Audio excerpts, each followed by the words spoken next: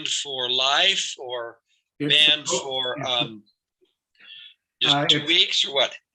It's supposedly until they can identify me. So I'm thinking. And for life or? Like I said, it's a.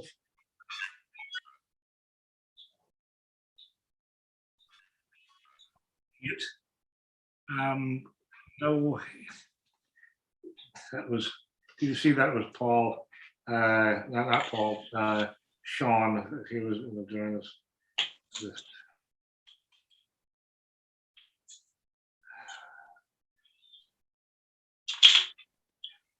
This is. I send out. You haven't noticed that I've been sending out multiple invitations recently. With I know, and I got them, and I just forgot. Everybody, you're not alone. Apparently, it's easily forgettable. Yeah. One more person.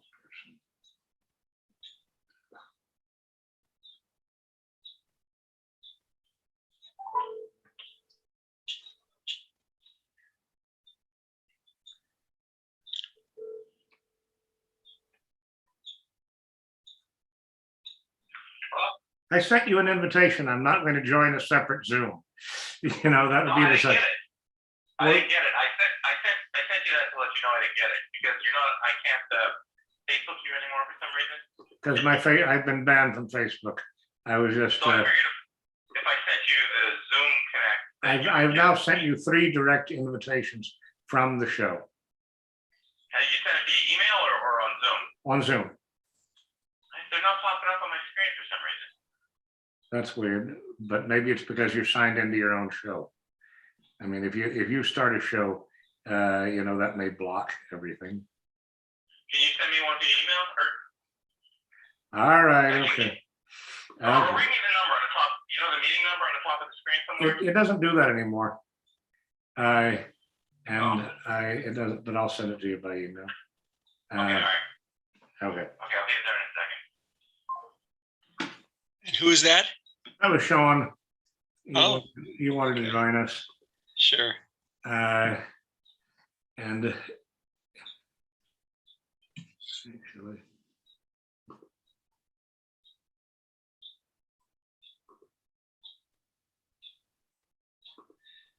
now we're live, but you're not taping it yet, right? So yes. Yeah. Okay. Sean Donahue just came on. Okay. So we've.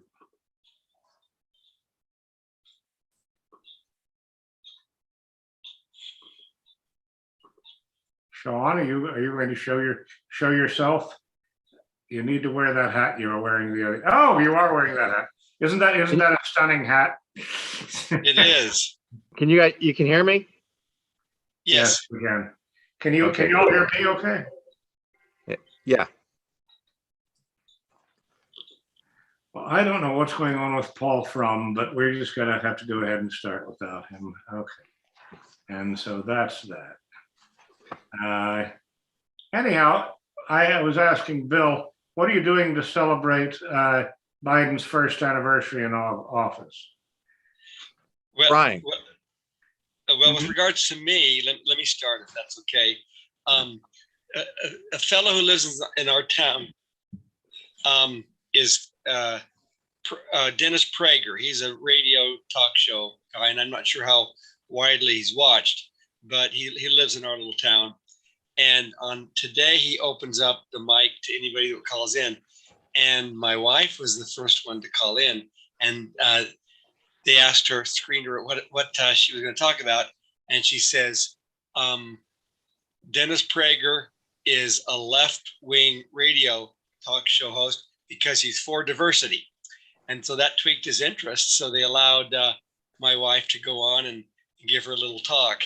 And basically she said some stuff that would make Charles Lincoln's ears burn because it was so extreme. Like what? Now you've got to you've got to give that's very intriguing because it's hard to make my ears burn for extremity.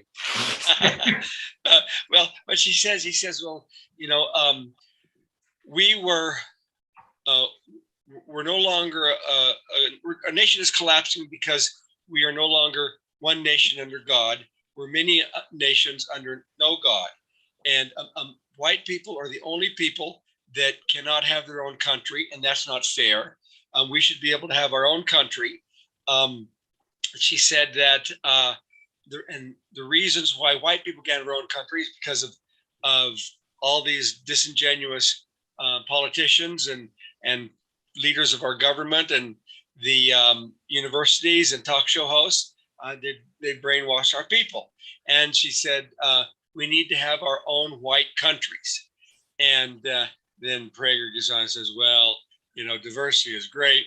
On my block, we have a Arab, a Jew, and a Korean, But the fact is, she was able to get on there and start saying that we need our own white countries. And I was very proud of her. That's awesome. Congratulations. Yeah. Now, do you guys know who Dennis Prager is? Yeah. I don't actually. Tell me about him. I was just wondering how broad he is received. He's got what's called Prager University that has over 1 million hits on the internet. And for some reason, he hasn't been banned because he's on his cul-de-sac. He was the Jewish representative of that group. So he's never been banned. And so he has a radio show that I'm not sure how broadly it is watched, but I think it's got quite an audience. Is that right, Sean? Well, not so much his radio show. I've never heard that, but he does these fireside chats. He pretends to be FDR, and he puts them on YouTube. So he has a pretty good following on YouTube. And he had this. He did this Prager U thing for a while, Prager University. Yeah. And a lot of people will do these like 5-minute videos. And maybe you remember I asked Eugene Volokh for some help some time ago with my kid because he's the free speech guy, and he looked over my cases for me, and he's done some videos on PragerU. So PragerU was kind of popular for a while, but YouTube even banned him once for a while. And I'm not sure about Facebook, but he did get banned a couple of times. And I'm sure it went away, but there was a short while where when it hit the height, that censoring people hit the height for a while, he got banned. But I've never heard his radio show syndicated out here, but I most definitely know who he is, and I know that other people know who he is, mostly though because of his podcast. People just sign up for the podcast. Yeah. I've definitely been on the PragerU mailing list before. But I can't remember ever interacting with them. I don't even know why I was on their list. Why was I on their list? Are they sort of neocon or something? Yeah, well, they consider themselves to be conservative. Okay. But that's the reason you're on their list is when he started PragerU, he had a lot of money, I guess, and they went all out on their marketing.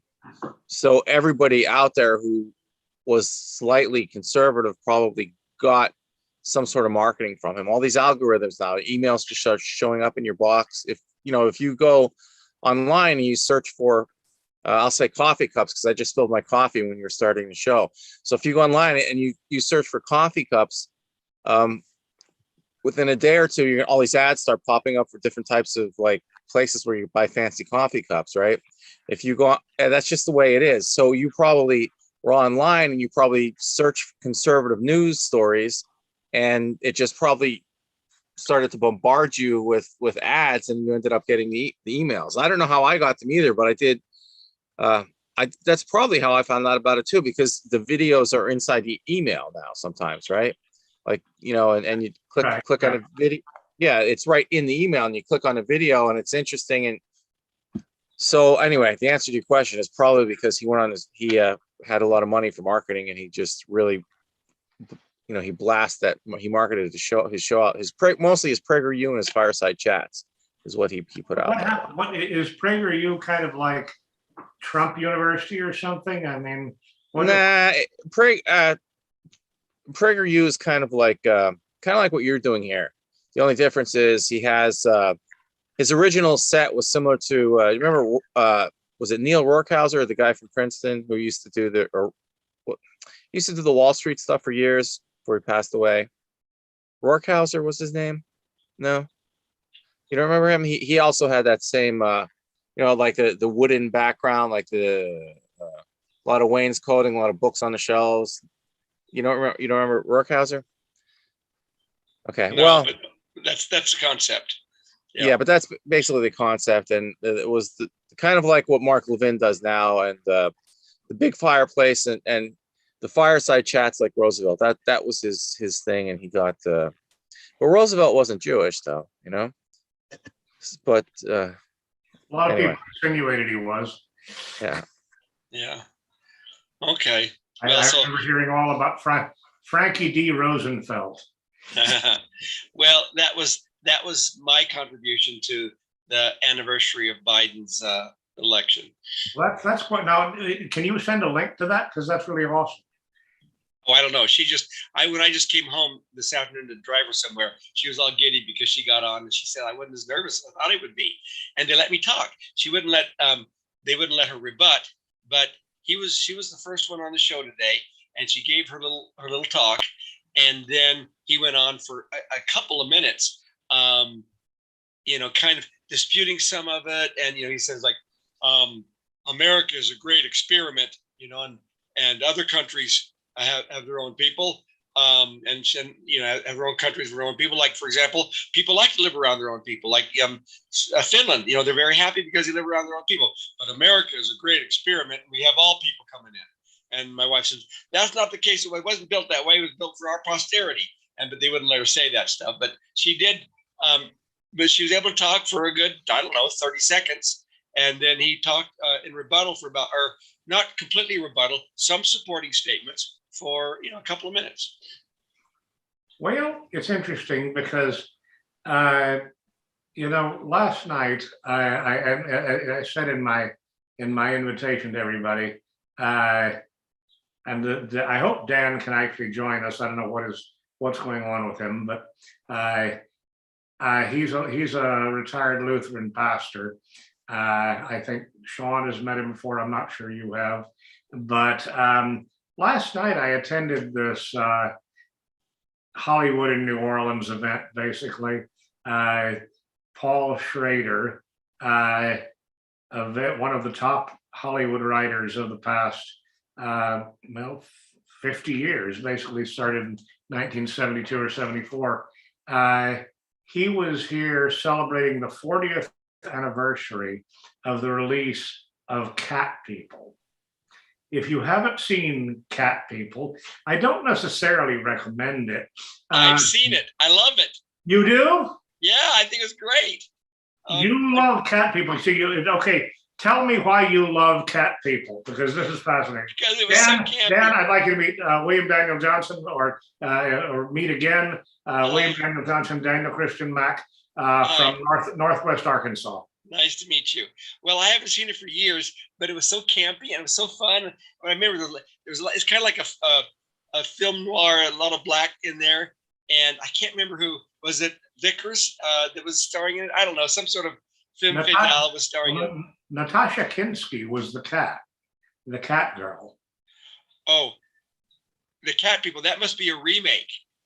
Natasha Kinski is way too young. Oh, yeah, you're talking about the 1942 version you saw. Yes. Oh, okay. No, this is the 1982 version. Okay, no, I have not seen that one.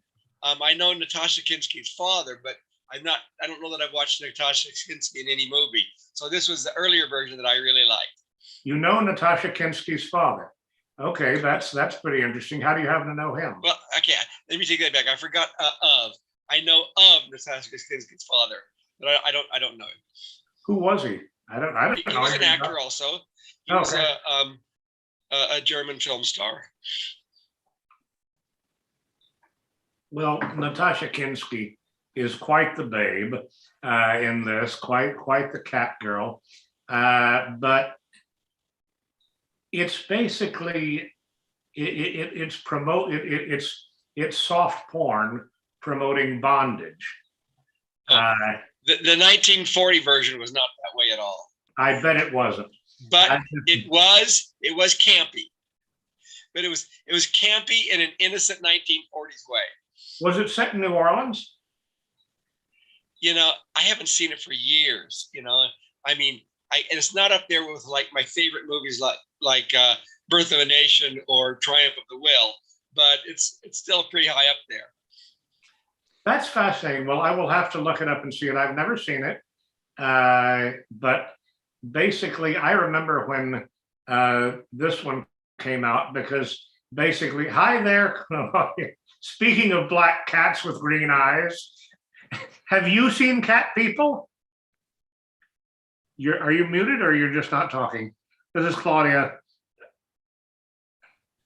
Dennis went to get the mic. Charles, I think I found the radio show that William's wife was on, but I don't have enough power to play it and the video and the Zoom at the same time. Yeah, this cat is the perfect image for talking about cat people, because Natasha Kinski turns into a black cat. It's actually a leopard with green eyes, and David Bowie composed a special song called Green Eyes for this movie.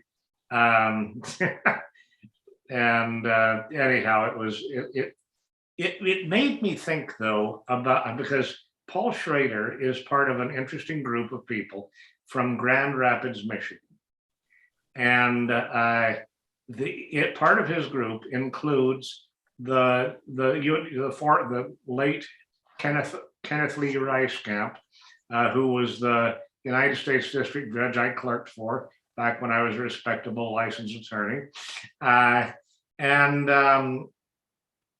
also the reason one of the people I met through Rice-Camp was Richard M. Voss, the creator of Amway, and all of these people came from Grand Rapids, Michigan, and they all came from the same Calvinist Dutch background.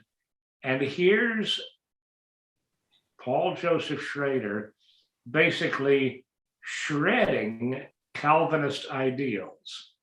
And you know, what your wife was talking about on the program is fascinating, because it's kind of directly relevant to the question that I put to Dan this morning. And Dan was a little bit confused when I said, if white Anglo-Saxon Protestants weren't buying this stuff, nobody would be selling. And obviously, that's an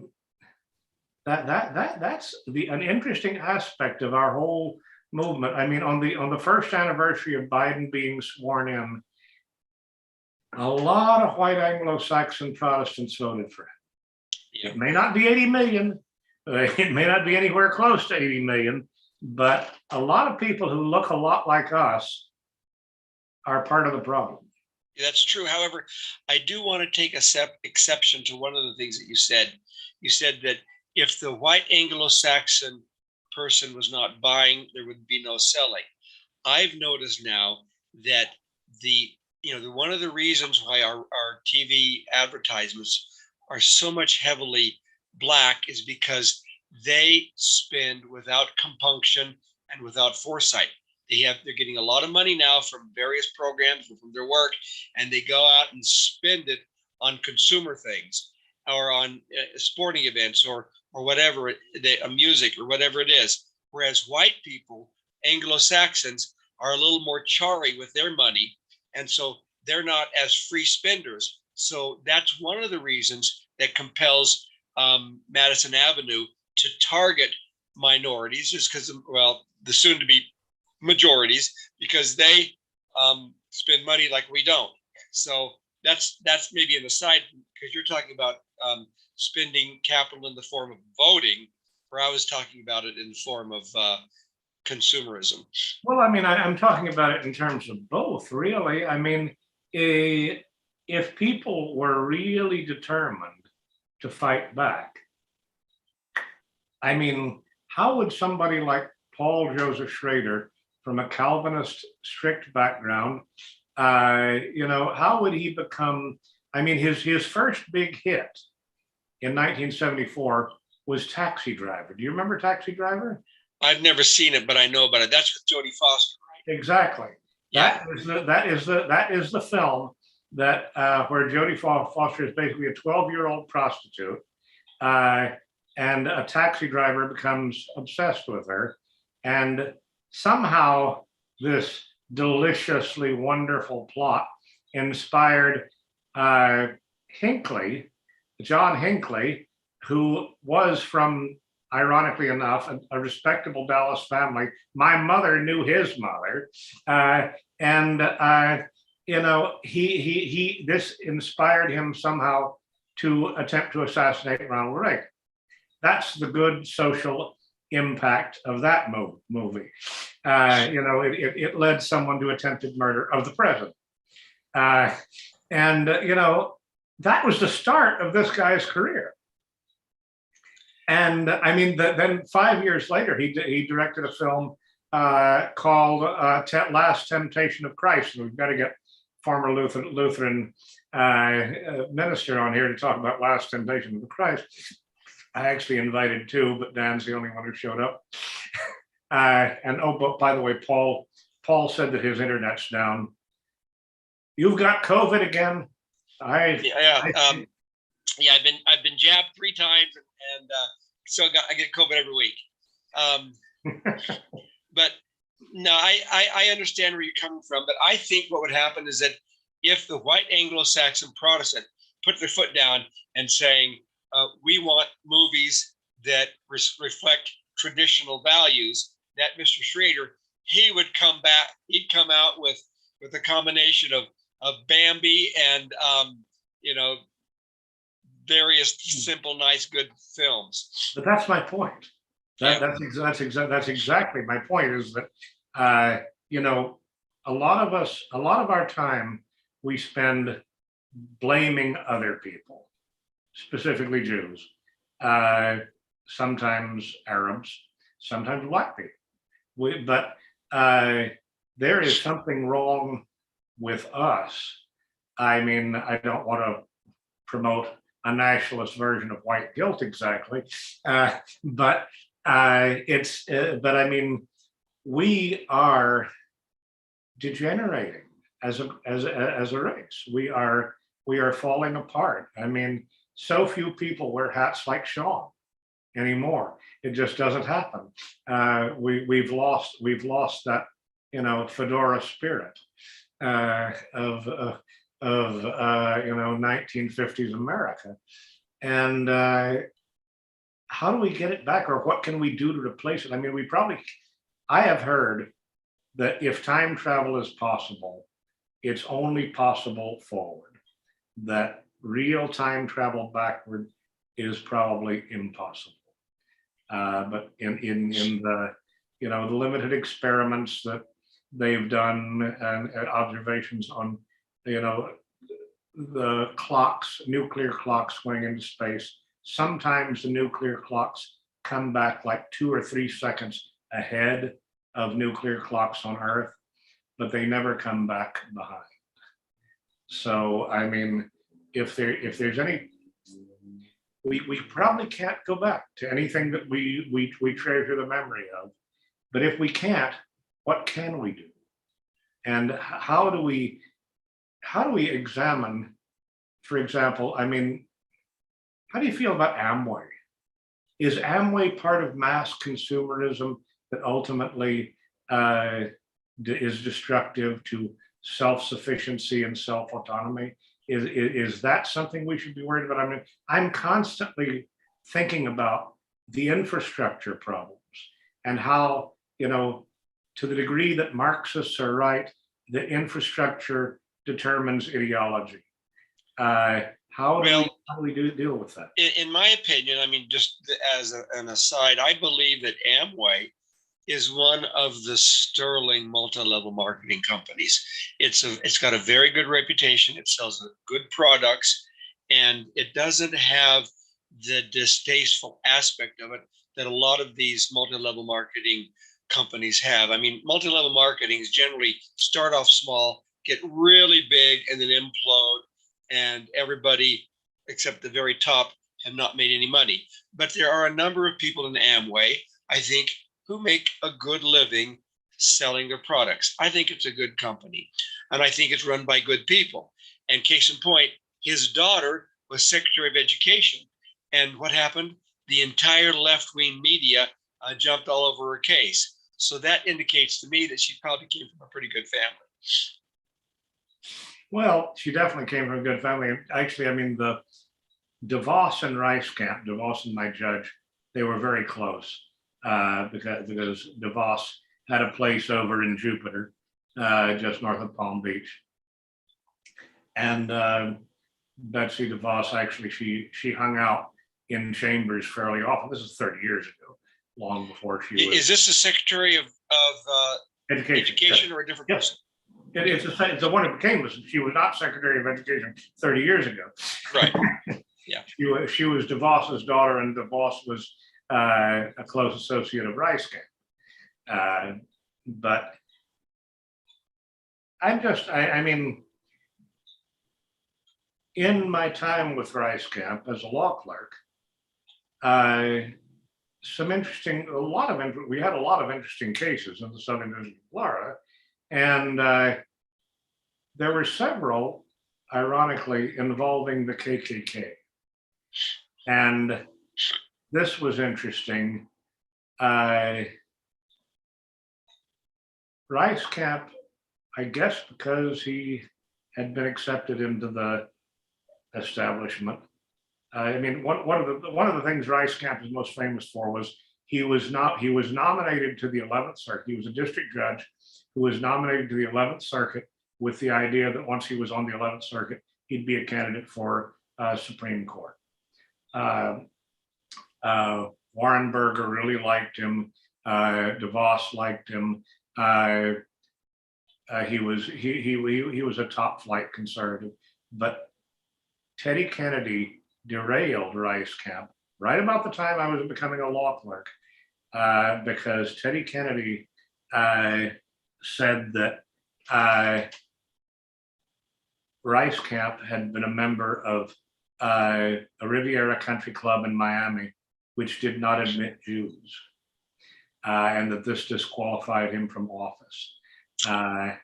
And it was a huge, huge controversy, and he never got the promotion to the 11th Circuit, and so he never had a shot. There were a number of cases like that where judges at that time were denied advancement or appointments because of that very issue. So, yeah. Who else do you know? I just remember reading about it over time. I mean, the Jonathan Club, which is in downtown Los Angeles, when I first practiced law there, they had the same reputation for not allowing Jews in, and there were only like one Hispanic and no blacks. And then they ultimately changed that policy because of pressure from the various segments. And so now they're open. But a lot of these old time clubs, they don't have the membership they used to have. I mean, there used to be in downtown Los Angeles, there used to be the University Club, the California Club, the Athletic Club, the Jonathan Club. There's just a whole bunch of them, and a lot of them have closed down because people just don't do it anymore. Yeah, I mean, my major advisor at Harvard was a member of something like that. I believe it was called the Tavern Club, and they had he had two clubs he invited me to, one in Boston, one in Washington, and they were. It's a very wonderful old culture, but doesn't fit in very well with modern life, I guess. Yeah. But regardless of that, those clubs, I guess, are kind of interesting too, because were those a mainstay of WASP society, the destruction of which basically we are not surviving? That's right. Well, it was a good source for business, and also various country clubs, golfing clubs were very popular, and even they have lost some cachet. There's not as much interest in these type of golfing clubs. I remember when I was a young lawyer, I came after I left Japan to come back to the United States. I got contacted by a lawyer in Japan who says his the widow had found two, I guess a divorcee wife had found two country club memberships in Japan in their drawer and wanted to get the husband to sign it. So I had to take him over and get him signed. And he said that they were worth $500,000 a piece. And this was in 1982 dollars. So country clubs in Japan and here were very, very popular, very expensive to get into. And if the resale value was $500,000 a piece back then. But now you find that a lot of golf clubs are losing money because it's just not the networking connections that it used to be. The old boys network has kind of gone the way of the world, and now you have connections are more appropriate based upon diversity hire. And that's like that's like, what do you call it? The counterclockwise swirling that sucks things in like a vortex. Yeah. Well, I mean, for example, the various universities were very strong in the old boys network. If you're a member of an alumni association, Harvard and Yale and Columbia and Princeton, but now they are so bent on creating diversity that network has dissipated, and people are no longer holding those Ivy League schools in such high esteem. They're looking at the lesser universities and finding good connections there. The Rice universities or the University of Oklahoma or whatever. Interesting, because James Bryant Conant was president of Harvard, who very vigorously enforced the Jewish quota, maximizing, put a maximum quota on how many Jews could attend. And he was also the one who presided over Harvard's transition to the nuclear age. And, he said exactly what you said. He predicted exactly what you're saying. He said that once you admit the Jews, nobody else will want to come here. And once nobody else wants to come here, the Jews won't want to come here either. Well, I think now the entering class of most Ivy League schools are mostly non-whites. If you include white, Anglo-Saxon, Protestant males entering into these schools, they're very small in number, and their power has diminished so that they no longer have much say. They have to keep their conservative views on the down low, or they'll be hounded out. I just remember it was a few years reading about, I think it was one of the Ivy League schools. I don't think it was the one I was attending at the time, but they held a shanty. They put up in the I think it was Harvard Yard, I guess. They put up a shanty town. Yes. And everyone out there to oppose apartheid. And so then, like the Republican club over, they all dressed up in white suits and croquet. You took croquet mallets and put the croquet wickets in, and right next to the shantytown, they were playing croquet and sipping wine as a counter to them. But you won't see that anymore. They'll be run off campus. No, I mean I remember the shantytown. I'm not sure I remember the croquet incident, but the shantytown was there for a long time. And it was really disgusting. But Sean had an interesting incident he wanted to recount. So Sean, tell us about what happened at Columbia. About, I'm going to say maybe more than 10 years ago. It was probably like 2006, 2007 timeframe.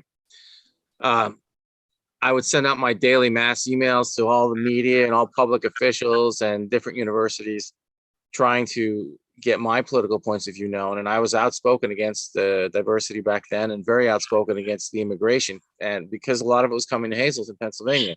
This was when Lou Barletta was kind of rising through the ranks. Columbia closed my alumni email account in like sometime before 2010 because I was sending mass emails, and it wasn't. If I had sent mass emails complaining about, the oppression of Black people or something like that, or the oppression of Hispanic people, they were fought to protect my free speech. But I was sending mass emails to like talk shows like Rachel Maddow's email and various CNN and things like that. And every now and then I would get a response because I would send it to as many legislators or Congress people, any political somebody throughout the country that I could get the email address to, right? And I would send out mass emails with like 100 recipients, 200 recipients, and this is exactly what I was arrested for doing. But Columbia, they closed my email account, my alumni email account, for doing it because they didn't like what I was saying. Because I was saying I was expressing a point of view that like I didn't like all the diversity, and they didn't like they didn't want that. So they their general counsel's office contacted me, and so I sent mass emails about my opposition to homosexuality and gay marriage, and I got the general counsel's office was like furious. One of the counselors in their office sent me an email that said F, which meant F you, and then when I would look up the general counsels who were sending me email, and their salaries are like posted on Columbia webpage, they're making like $1.2 million a year for the general counsel. I'm like, I have all these student loans. You're not getting me a good job making any kind of money, and you never will because you don't like my political points of view. I'm banished from the kingdom. And I said, so I have student loans. You're making like $1.2 million salary a year. It's like, I don't care what you think, So I would just keep sending out my emails and saying, gay marriage is wrong. I believe it's wrong. God doesn't like it. And I got these emails back from one of the like junior councils, and let's say a junior council there probably makes 100,000 a year. F exclamation point. That shows how young you are. We're being in college when there were emails. When I was in college, we didn't even have computers. We didn't even have personal computers. We used typewriters, and I used a manual typewriter to type my stuff. And when I was in law school, my sister-in-law had big business typing up the papers for the various law students on a typewriter because she was a good typist, and a lot of the law students couldn't type because they didn't need to back then. When I first got my job in my first law firm in the United States, they wouldn't let us have a computer on our desk because they said, we don't want the clients to think that lawyers are doing secretarial work. We couldn't even have a computer on our desk. So that, and internet email was way into the future. So that shows that you're pretty young. Yeah, well, I was grad school, not college. I feel I should say that because it's harder Columbia College is harder to get into than Columbia grad programs. Columbia grad programs. So? I didn't know that.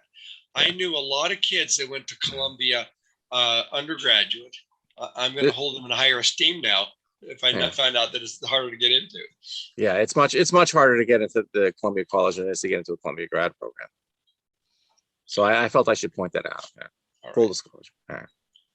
Well, I think it's interesting. I mean, are you aware of any other instance of anyone being deprived of an alumni email? I mean, that's awfully petty, it seems like. I wouldn't be surprised.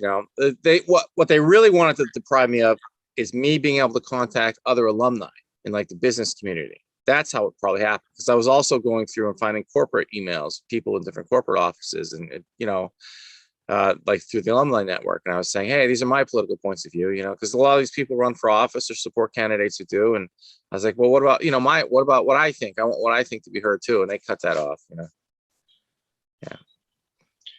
Well, Jared Taylor still sends out his email under the Yale. He sure does. So if he's not banned, I think we're pretty safe. That's interesting. Yeah, that's. I just never used my Harvard alumni email. Maybe I should. If I was successful and I had money and they relied on me for donations, they would look the other way. But it's the other way around. And I was also sending emails saying people never got me a job, and people were contacting them and saying, hey, this guy's making our university look bad, like we're all stupid. How'd you even let this? So it's your fault because you weren't a big donor to Columbia. Oh, I see. So put the blame on you. Yeah. And he's making us look bad. He's unemployed. How could he be unemployed? He has a degree from Columbia. We don't want anyone to know this. And then he's telling everybody. It's making as if I would imagine an awful lot of people from Columbia are unemployed because they pretty much just used me and a whole bunch of other white guys for like the cash cow for the student loan. So they would double the tuition, let somebody like me, and congratulations, you're going to get an Ivy League degree. And then they go let like 2 or 3 foreign kids in, and they, charge us and give them the free education. But you won't find out until you're there that they're, either not paying anything or it's a token amount, Well, you're getting back to thinking about movies and Paul Schrader. It's fascinating to think what somebody like Paul Schrader makes.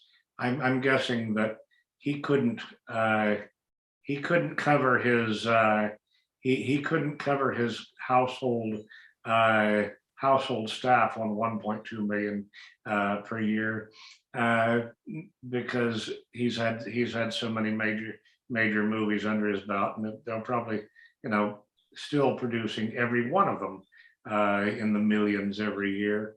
And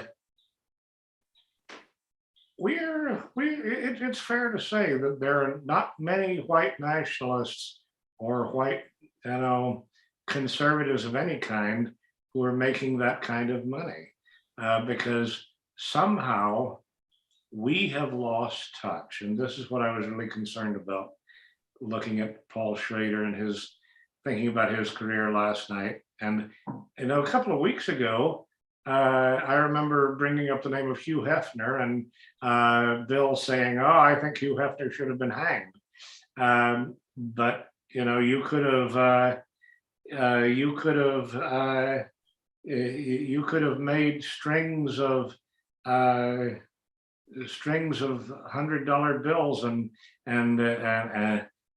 not been able to hang him. He is another person. I mean, he is Swedish and on one side and descended from William. He was, I should say, descended from William Bradford. He was Mayflower in the social registry, and much the same thing. I mean, of course, Playboy was actually pretty tame compared to cat people last night. But he played a huge role in fueling the sexual revolution. And the sexual revolution is definitely one of the things that has basically served to break down all boundaries. Oh, hang on, did somebody come back here? Who's number 4? Oh, Dan, who's it? The sexual revolution broke down all boundaries and all standards of behavior, including, of course, miscegenation and race. But I think that the sexual revolution really had this effect of saying, self-pleasure is self-gratification is the ultimate value. And that means immediate money, immediate pleasure, and nothing else matters. And let's see. Yeah, and you see this type of attitude clear across the board. I mean, just take a look at how dissipated the royal family is in England and what Prince Andrew is it Andrew, whatever the guy is that's being charged all that stuff. Duke of York, yes. Pardon me? Duke of York, yes. Yeah. If you take a look at the royal family of Japan, for example, that doesn't happen. And why? Because they have not embraced the dissipation characterized by Hugh Hefner's sexual revolution. And I think probably the royal family has been doing this for generations and generations. And so we're going to have to embrace the traditional moral principles of our Puritan ancestors. Dan, you came in at a perfect moment to talk about what are the odds of restoring traditional values from a retired Lutheran pastor's perspective. Oh, are you still muted? Come on. Unmute yourself.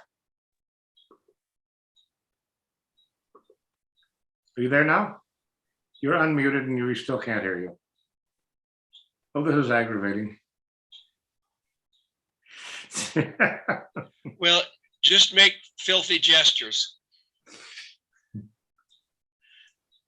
All right. Yeah, this is still, we are unmuted and we still can't hear you. Okay, maybe next week. Try clicking on that little thing on the left, that little caret that's next to the microphone, and just switch at different options. Just go up and down and keep switching them until you find one that works. Testing. Yeah. We heard you.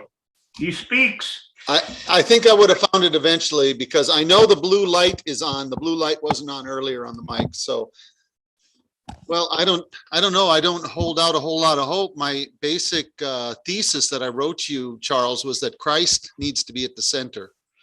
And until Christ is put at the center or allowed to be in the throne of our lives, then everything else, is just going to go by the wayside. I mean, doesn't really mean much. Now, is that a traditional Lutheran viewpoint, or have they kind of meandered and wandered off like a lot of the other Christian churches away from that central theme? No, that I would say that's a traditional, very traditional. What are the three, and some say four solas? Sola gratia, only by grace. Sola scriptura, only God's word, by God's word alone, by grace alone, by faith, sola fide alone. And some say sola Christus, only by Christ alone. Those are what saves. And of course, if you were to distill it down, even, all religions in the world can be broken down into, well, I would say Christianity versus all religions in the world. All other religions in the world have some form of works righteousness. People working, striving to please God so that God will spare them in some way or bless them in other ways. And in Christianity, it's the sinner never overestimates his own righteousness. He's nothing. He's unrighteous. And only because of the righteousness imputed by Christ, that does God look at a Christian and say, oh, he's holy, he's a saint. How is the Lutheran Church doing with the younger generation and the younger kids, both in America and in Europe? I'll let my daughter tell you. She's cringing. I don't know. I think they're struggling. I think the church as a whole, especially the Lutheran Church Missouri Synod, which is one of the most conservative churches, I know is struggling. And we used to be known, for instance, for some of the finest schools and the best education. And even our schools are hurting because we expect teachers to, work for just a fraction of the salaries that they can make in public schools, and then to do all kinds of things after hours as well, and on weekends, attending church and organizing things with their students. And that's kind of what I've seen. And I wonder why, if we have so much to offer, why we have to do it. And the idea is, well, it's a ministry, it's not a for-profit venture, but I think we could subsidize. I mean, the people coming to the schools that I've been a part of, they have money. They want their kids in those schools because of the education, regardless of whether we charge a little or a lot. And I would like to see us charge more and subsidize, scholarships or help the have-nots. But that's kind of, I think we're getting a little bit off track. Not necessarily, because I mean, my original question this morning was, if people stop buying, will the corrupt, degenerate material, if people would stop buying, would it still be produced? And I mean, I have to say, nationalists are in the habit of blaming outsiders.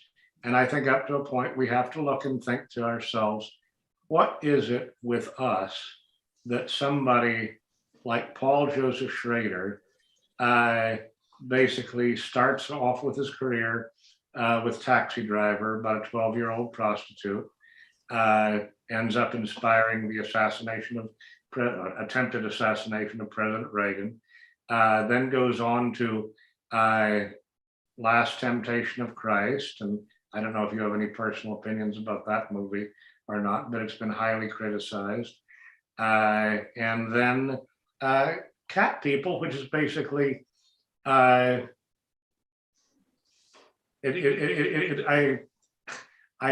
tried to get him to talk about feminism a little bit last night, because basically the bottom line of Cat People is, you know, women are murderous, destructive maniacs if you don't tie them up. I mean, how's that for a moral message? My wife says she doesn't mind being tied up. Well, I mean, I okay. think you're going to get socked in the head for that. Let's talk about the. I mean, Well, to go back to something you said, would there still be a market? Yes.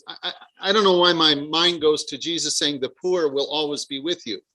You know, we could have this conversation about how can we eradicate poverty, and it'll always be here. I think there will always be, you know, a market for depravity in some form. You can't, you know, I guess the Calvinistic approach was to try to legislate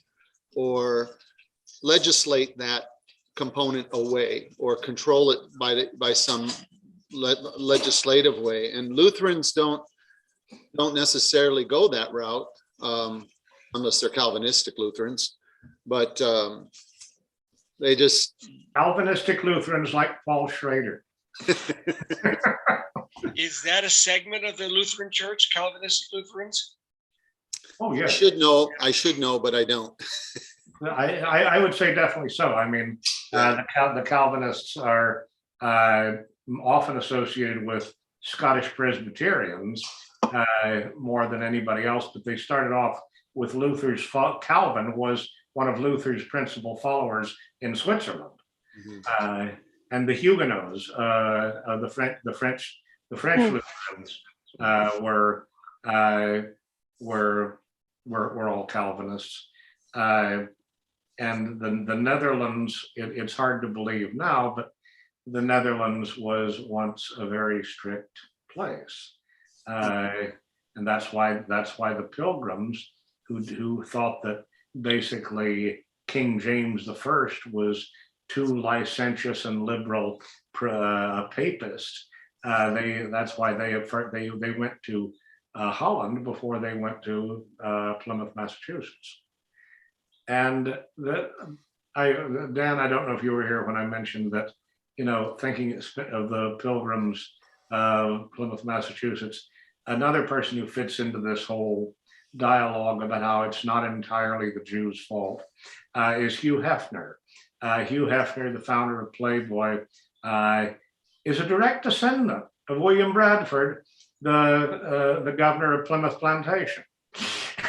And if you think about that irony, it's totally mind-boggling. You know, another descendant of the original Mayflower group was Sidney Biddle Barrows. Anybody remember her? Yes, I do. She was a madam. The Mayflower Madam, she was called. Yeah. You know, this is all the stuff that sort of dominated my life, and I imagine all of your life. Those type of madams have dominated your life. Okay. You know, the discussion of basically sex over everything. That was good. Yeah, it's sex over everything. I mean, that is the value. Now, Sean asked this question. I don't know if you saw it in the chat, but Sean had asked the question, where do the Lutherans stand on gay priests and gay pastors, gay bishops in particular. I know that there's one. What's the most liberal version of Lutheranism? Well, the Evangelical Lutheran Church of America. And It's the largest Lutheran body, and as a result has espoused many liberal positions, and even, they are even in fellowship, so to speak, with, as other liberal churches like your church. Yeah, the Episcopal Church is a disaster area. Yeah. Anyway, I can't even get Episcopalians to talk openly with me. I engaged my pastor about 4 years ago, the rector of Trinity Episcopal Church. I asked him a series of questions based on the Gospel of John, and he saw a couple of the podcasts, and well, as I told you all, this past weekend I seem to have been banned from Facebook, but he unfriended me on Facebook 4 years ago because he said that he couldn't risk anyone thinking that he condoned these podcasts.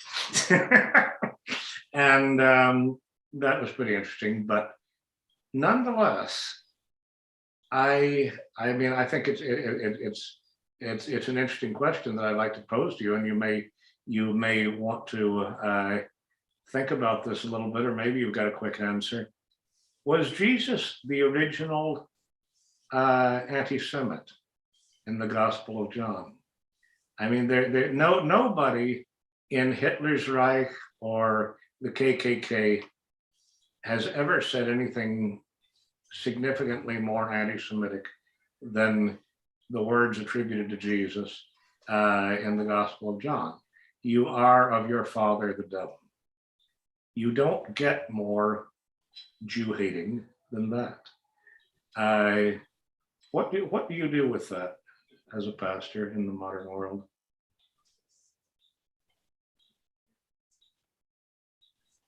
Not to put you on the spot or anything. Well, wasn't he speaking to the Pharisees? Yes, he was. So we're back to long gospel, sin and grace. He was speaking to the AD 32 equivalent of the Jewish educational movement at the corner of Wilshire Boulevard in Santa Monica and Beverly Hills. Yeah. Well, because the Pharisees were, again, depending on their own righteousness, say that their own righteousness and their own piety, and they were, not ashamed about showing it and displaying that to everybody, because they wanted to be seen as more righteous and more holy and the authorities of holiness. And Jesus just saw that as a disgusting stench in God's nostrils, because they couldn't see their own sin, their own shortcomings, and they had no need for a savior if they were already among the elect. Now there's a Calvinist term. So yeah, I think he was just basically showing them. It's like when I meet people sometimes and they say, well, I'm not religious. I go, good. I said, either was Jesus. Because he wasn't about adopting a program of religiosity. He was about promoting his Father in heaven and the fact that he was the Savior sent by his Father in heaven to redeem a fallen and broken world. And until we understand and realize in contrition and faith that we are broken and will never reach or attain any degree of acceptability in God's eyes, it's only through believing in Jesus, who did that for us and stands in our place, and God sees us through the lens of Jesus, that can happen and does happen. And then we are confident that it has happened already for us. The promise, is as good as fulfilled. And so we don't have to wonder. Are we saved?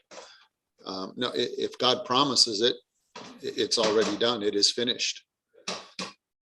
And I'm kind of curious, Charles, why you said something about, I don't know, sex or sexuality in our culture. Like, it'll always be there.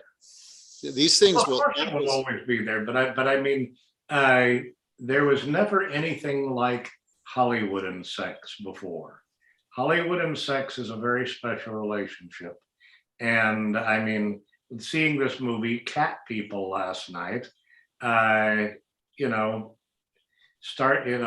you start off with an attractive feline like your wife brought in here, like Claudia brought in to see us, an attractive green-eyed black cat, and you basically use that as a metaphor for so many things.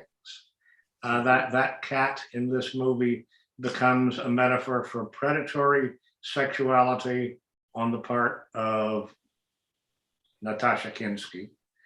And another really weird part of it about, I mean, this movie is so bizarre, because another really weird part of the 1982 Cat People, not the one Bill saw from 1942, but the 1982 version, is that these black leopards trace back to Africa, and it was like a black priesthood that first mixed the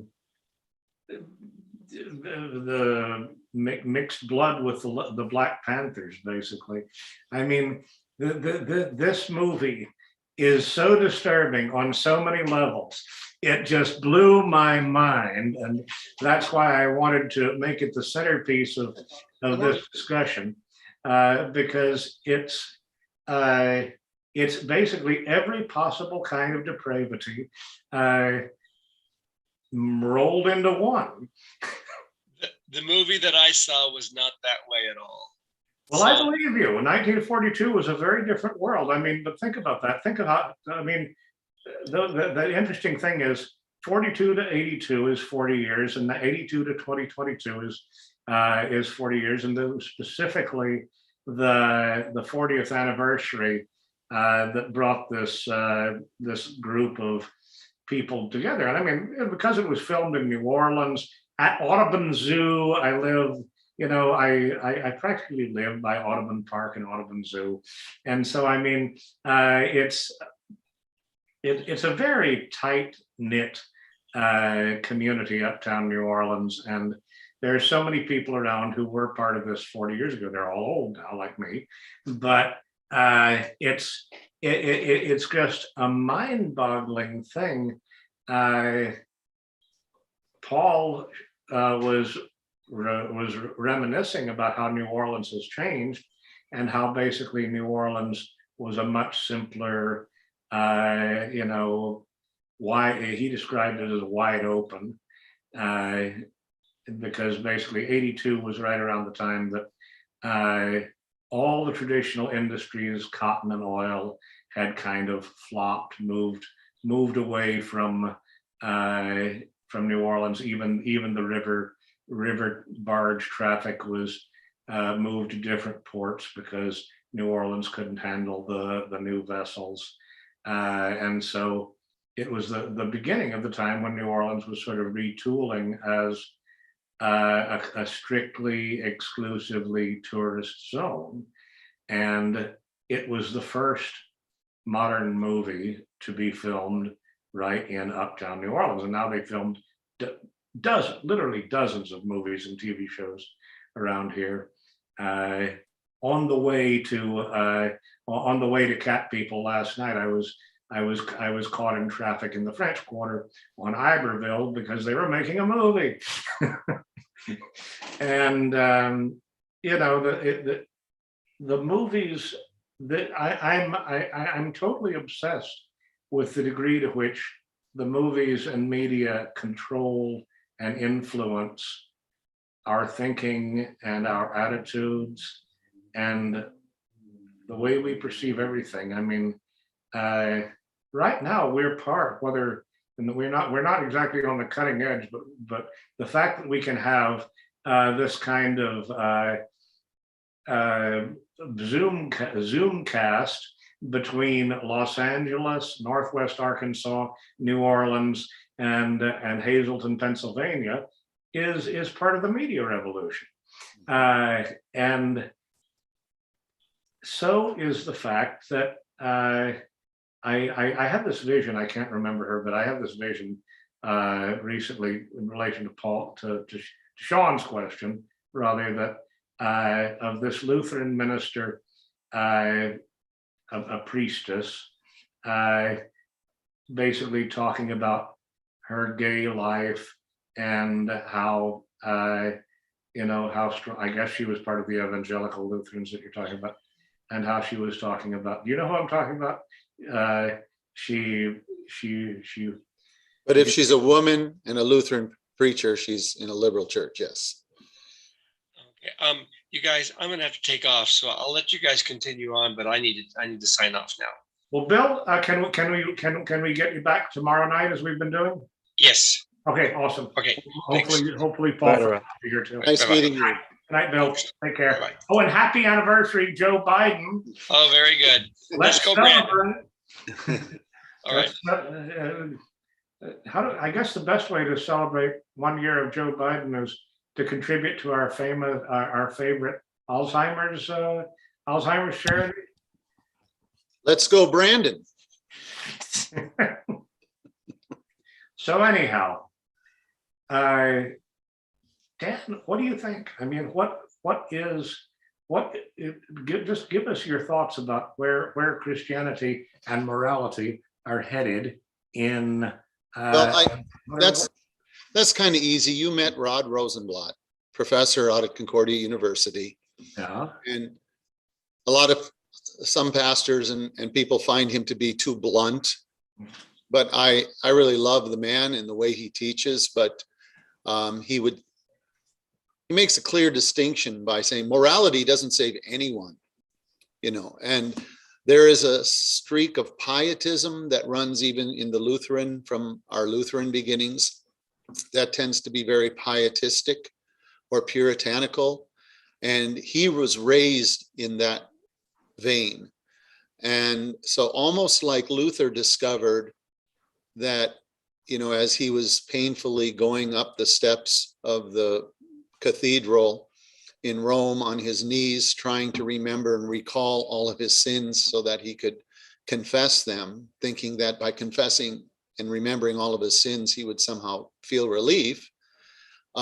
Rod felt relief as he understood what the gospel really is. And I'll never forget one of the stories he tells, how, and if it's probably good that I don't go into more details. I just remember the general gist of it. He was just old enough to drive. He borrowed the car one night. His father made him promise, to be careful, not do anything stupid. And something like 1 o'clock in the morning, he got a call from the police. They had their son. They had his son who had just rolled the car, and actually, I think this was Rod. Rod had rolled the car, and he came back. When his father picked him up and he came back home, he was expecting to have just unholy hell unleashed on him, and instead, his dad just didn't say anything. And when he did speak, said something like, "I guess we're going to have to go look for a car tomorrow, son." And Rod said, it was that kind of a feeling. He knew what he deserved. He deserved the wrath of his father. He deserved to be banned from the garden, verboten from driving a car again in that household until he was out on his own. That's what he deserved, a good chewing out. And instead, he says, out of nowhere, this alien righteousness, this alien righteousness, it's unknown. That kind of grace is unknown in our world. Speaks and says, his father knew what had happened. His father knew the seriousness of his disobedience, but instead, knowing that his son was scared, repentant, sorry for what he had done, he showed grace. And so morality in Christianity, well, when we follow Christ, the morality will follow behind. But you can't chase morality and then expect to find Christ. It's the other way around. Morality is a byproduct of following Christ. You know, Bill and Sean and I are primarily concerned with politics and law, I guess. Oh, me too. And I mean, I guess salvation is what happens when everything else has failed. But I mean, you're a father, I'm a father, Bill is apparently a very successful father, has grandkids, and they all seem very close. I'm not so successful. You seem pretty successful, but you have to establish rules. And I mean, the Calvinists, as I think you were mentioning, you know, seem very oriented towards rules and legislation. And I guess that's one of the reasons why Rice can't. When it comes to morality, I think morality is about setting rules, right? I mean, because I mean that's really my struggle right now is that rules, it seems, do have a place, don't they? I mean, you say that Yeah. no one achieves salvation by good works. But now, do Lutherans believe that anyone can lose salvation or go to hell through bad works? wow. Now that's the Calvinist Lutheran argument. Once saved, always saved. Oh, so you Lutherans believe that just because you're baptized, you know, you can't lose your salvation. Well, we don't necessarily believe that. That's kind of the wrong question in a Lutheran discussion. Okay, but what happens to a murderous rapist in Lutheran? I mean, Well, we'll go beyond that.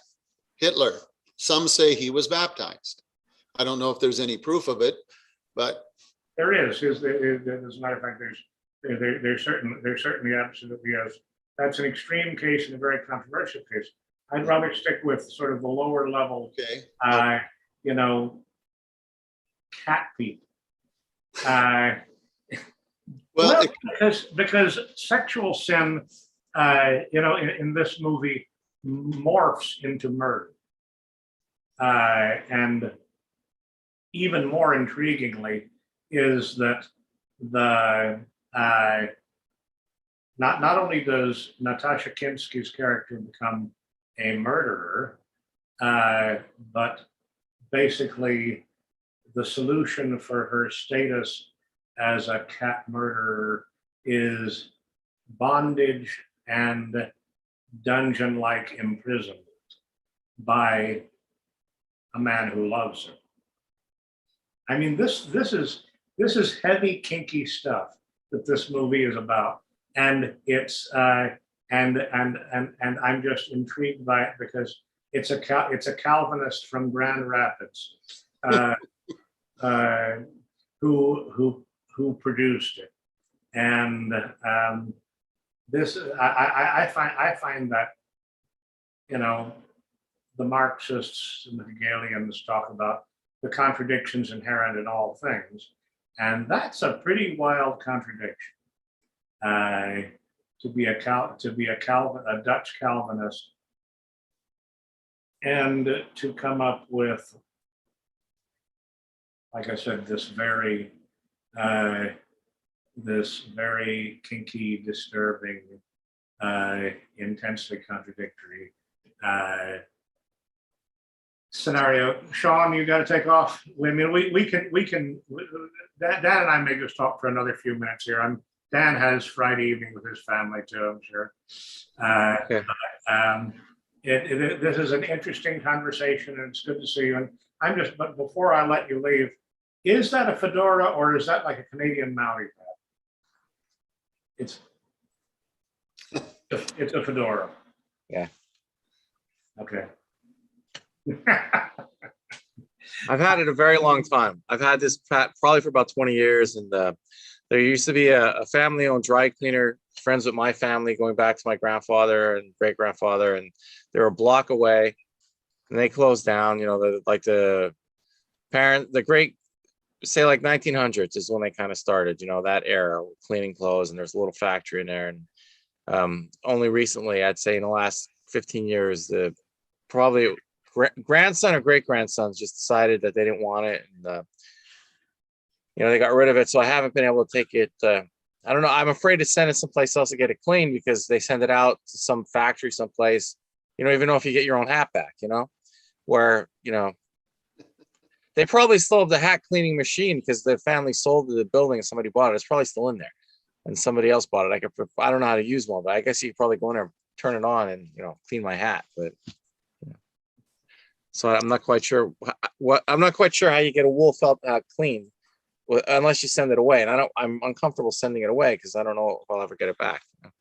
YouTube.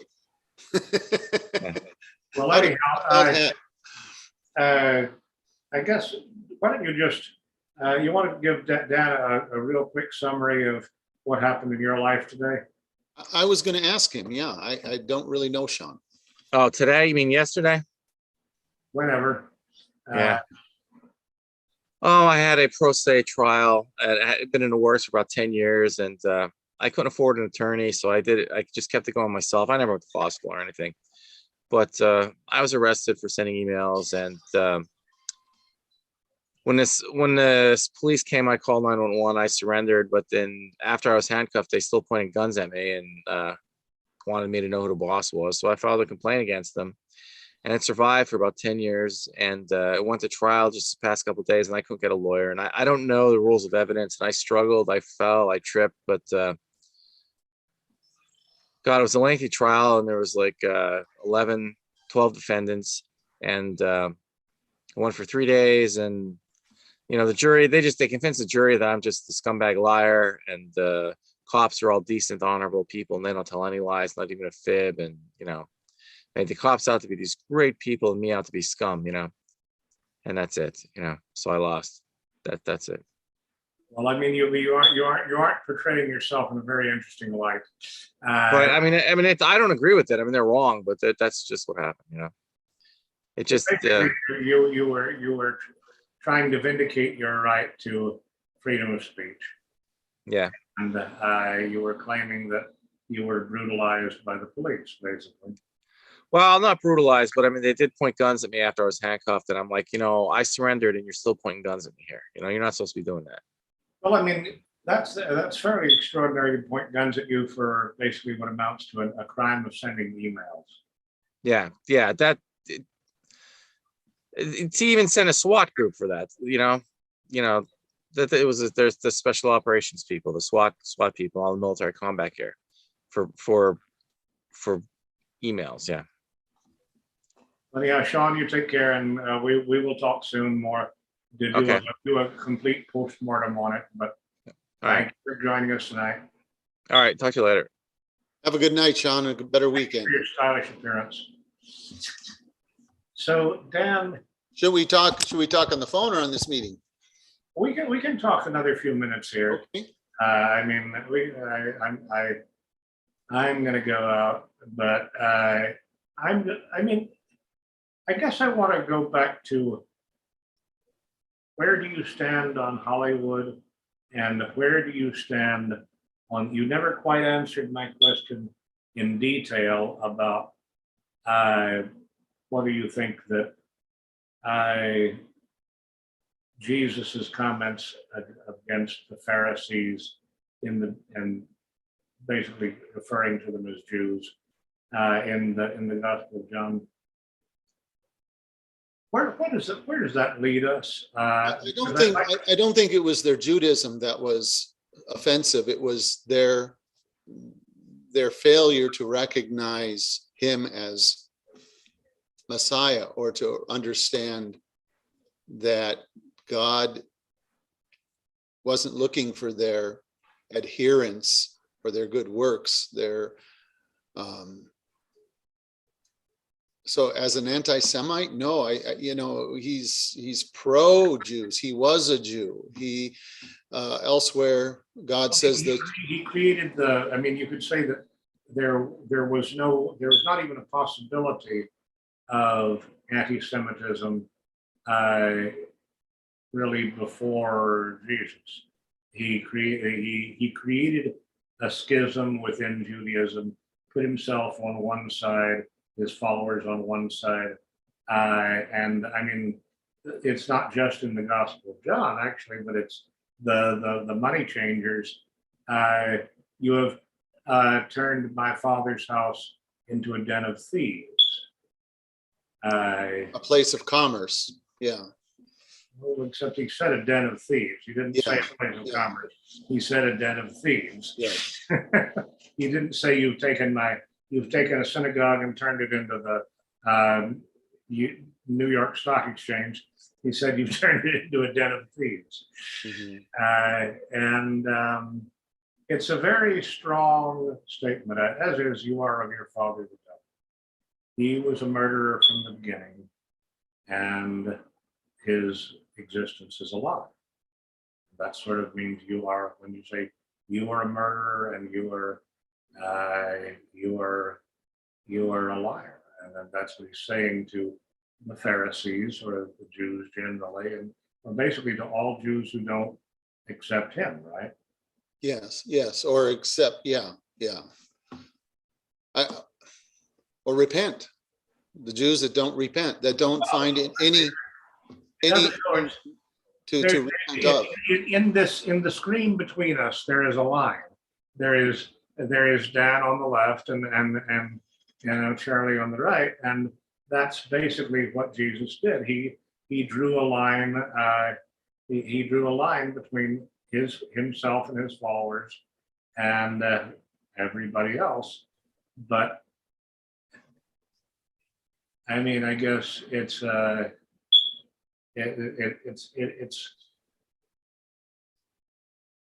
is an interesting thing. I mean, by faith alone, and yet,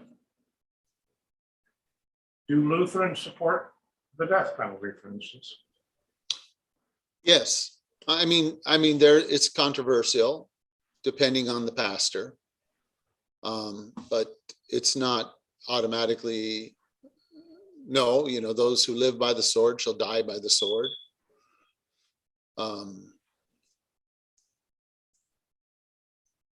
What would a Missouri Synod Lutheran say about an evangelical Lutheran gay priestess? Well, they would. Is she going to heaven? Let's start with the basics. We don't know. We don't know. Even in the earlier example, you said this Catwoman or this guy who's doing kinky things with a woman he loves. Is he married? You know, when you talk about in this case, definitely not. He wanted to marry the Catwoman, but once he realized she's a homicidal, shape-shifting leopard, marriage becomes a little bit more problematic, doesn't it? Yeah, yeah. So he keeps her. He happens to be the curator of the Audubon Zoo in New Orleans, and so he keeps her in a cage, and they maintain a special relationship with her in a cage. Okay, I mean, like I say, that this it's hard to think of a more disturbing New Orleans set movie. I kind of wish I would have seen the movie so I can comment. I can only gather what you're telling me. If you had been here, I would have invited you last night. But yeah, yeah. I mean, you can probably pull it up online if you and your family wanted to have a really warm, moral family. You ask family evening. I think there's a lot of lessons on TV just watching the news, but they're not interested, which is a whole nother story. But we live in a cycle of repentance and faith, contrition and faith. You know, we recognize sin and our involvement in it, our sinful nature. We're never going to be rid of our sinful nature in this life. It's always going to, sin, death, and the devil are always going to use our sinful nature to tempt us away from Christ. And we all are tempted away from Christ in our sinfulness. And we acknowledge that. It's the Holy Spirit inside of us that helps us acknowledge that, to realize our sin and to realize our need for a Savior. And we live in this cycle of, repentance and faith. Luther said every time, we bathe, or when we bathe, we remember our baptism. We remember how Christ has washed us. And, but we're secure in that relationship. It doesn't mean, and that's why I pointed out Richard Niebuhr's classic book, Christ and Culture, because I think he broke it down into like 5 categories of how Christians view Christ and culture. Is it Christ above culture, telling us what to do, and we're always, we can never feel free, we can never feel good because we're constantly beat down. I forget the other categories too, but Christ and culture and paradox, I believe, is kind of where, Lutherans fit. The culture is always going to be at odds with Christ's teaching. And can we make heaven on earth? No, we'll never make heaven on earth, like some of the cults, seem to be suggesting can happen. Nirvana or paradise on earth. The 2 kingdom theory, where as long as we're in this world and this life, we're going to struggle. And this world and this life are regulated by rules, laws. And that's where Romans 13 comes in, which, I really struggle with sometimes how the church interprets Romans 13 when it comes to those laws and those rules, when we're to obey God rather than men. But the very government that churches go to apply for permission to, form a church, a congregation, they go to that very government to get permission to exist when they don't need to, so that they have a tax exempt status. Well, that's getting a benefit from another government entity. And I've lost you. What do you mean you've lost me? You seem like you were bored. No, it's painful. It's painful. I'm reacting. Yeah. You haven't lost me at all. So then the church, and I don't think the church really understands and realizes that connection, being attached to the hip. And I watched like this administration, and I think our beloved church, any beloved church, is connected at the hip to this administration by virtue of their, corporatization, their corporate structure. And like I said in my email, most pastors don't want to see that. Even when you bring it up to them, they just won't, they can't. They want to change the subject or talk about other things. And some, when they do want to engage, they will defend it. So, well, as though we get some benefit from the government that beholdens us to ask for that permission to exist as a church. And, the church is spiritual. It's the bride of Christ. It's not governed by, created or formed by a government, a worldly, government. But we've somehow acquiesced to needing that status and that permission and that connection. And even when you tell and pastors want to say, well, what's really the wrong with that? You say, well, you can't preach freely. If you preach freely from the pulpit against, say, abortion or against homosexuality. You're speaking against government. You are of necessity speaking against the fundamental law of the United States. Yes, and you can and will, in some cases, there are pastors and churches who have lost their 501c3 status. It's been taken from them. And so the taxation of churches is really, or the non-taxation of churches is really a a bribe by which the churches sell their souls. Wasn't it Trump that I thought Trump, or was it? Yeah, I thought it was Trump that in one of the first things he did was to remove, was it Lyndon B. Johnson that put something into an act or legislation that made it, what I would say, there was a fine or made it a crime of some sort, or to be preaching out, saying anything from the pulpit politically or against government leaders. And I thought Trump eliminated that. I'll have to look that up. I don't actually know the answer. I thought Trump repealed that. We should look that up, and maybe you and I should do a special series on church and state or something like that, because it's a whole different topic. But I feel like the world is going crazy. The world is going absolutely crazy, and it's losing it's losing its keel and its rudder. And to continue the ship analogy, we are sinking.